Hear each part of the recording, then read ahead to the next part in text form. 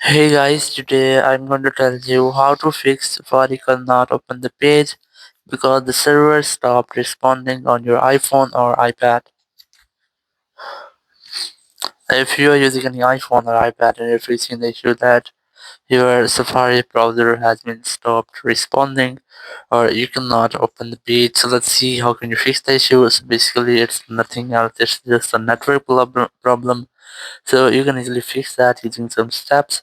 So the very first step is that you just have to scroll down your control center and you have to try to enable and disable your airplane mode up to 4 or 5 times. It will refresh your network settings, or you can switch between your Wi-Fi or cellular data.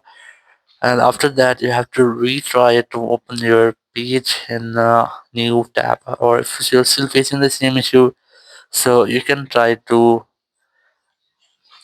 disconnect with your VPNs, open your settings here, go for general here, go for VPN device management, and you have to make sure that your VPN is not connected. If you find any connected VPN here, try to disconnect with that, and after that you have to go back from here.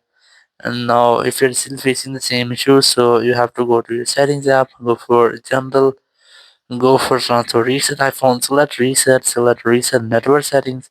Enter your passcode and then select reset network setting from the confirmation message pop-up. It will reset all of your network settings. So if there will be any network issue, it will be fixed this step. It will not delete your data. So you can also try this step very easily.